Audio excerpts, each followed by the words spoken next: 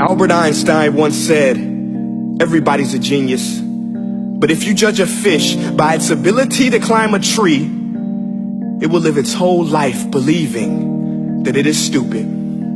Ladies and gentlemen of the jury, today on trial we have modern day schooling. Glad you could come. Not only does he make fish climb trees, but also makes them climb down and do a 10-mile run. Tell me, school, are you proud of the things you've done?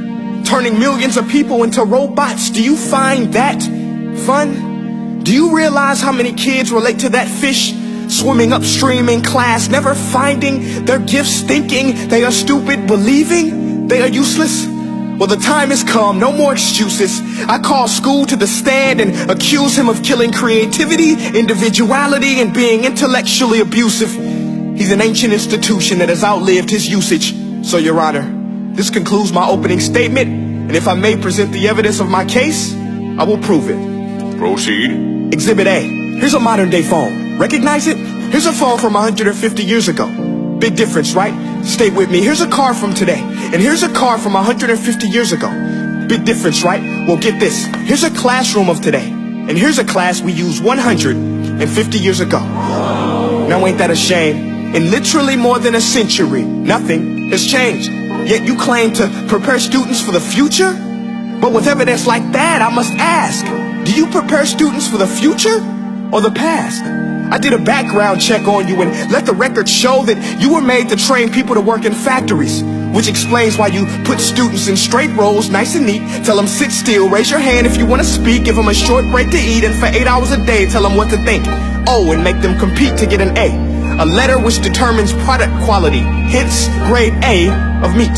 I get it. Back then, times were different. We all have a past. I myself am no Gandhi. But today, we don't need to make robot zombies. The world has progressed. And now we need people who think creatively, innovatively, critically, independently, with the ability to connect. See, every scientist will tell you that no two brains are the same. And every parent with 2 or more children will confirm that claim.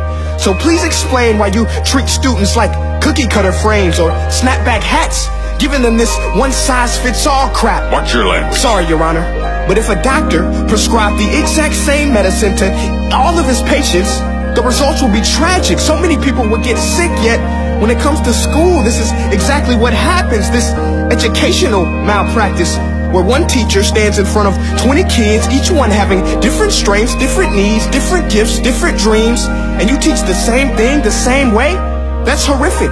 Ladies and gentlemen, the defendant should not be acquitted. This may be one of the worst criminal offenses ever to be committed. And let's mention the way you treat your employees. Objection. Overruled. I want to hear this. It's a shame.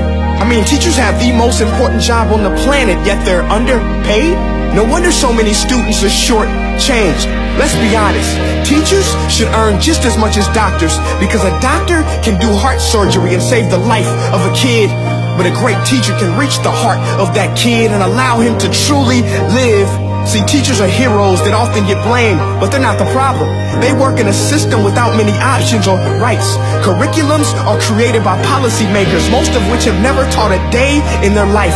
Just obsessed with standardized tests. They think bubbling in a multiple choice question will determine success. That's outlandish. In fact, these tests are too crude to be used and should be abandoned, but don't take my word for it. Take Frederick J. Kelly, the man who invented standardized testing, who said, and I quote, "These tests are too crude to be used and should be abandoned." Ladies and gentlemen of the jury, if we continue down this road, the results will be lethal. I don't have much faith in school, but I do have faith in people. And if we can customize healthcare, cars, and Facebook pages, then it is our duty to do the same for education, to upgrade it, change it, do away with school spirit, because that's useless. Unless we're working to bring the spirit out of each and every student, that should be our task. No more Common Core. Instead, let's reach the core of every heart in every class. Sure, math is important, but no more than art or dance. Let's give every gift an equal chance. I know this sounds like a dream, but countries like Finland are doing impressive things. They have shorter school days, teachers make a decent wage, homework is non-existent, and they focus on collaboration instead of competition. But here's the kicker, boys and girls. Their educational system outperforms every other country in the world. Other places like Singapore are succeeding rapidly. Schools like Montessori, programs like Khan Academy. There is no single solution, but let's get moving. Because while students may be 20% of our population, they are 100% of our future. So let's attend to their dreams, and there's no telling what we can achieve. This is a world in which I believe, a world where fish are no longer forced to climb trees. I rest my case.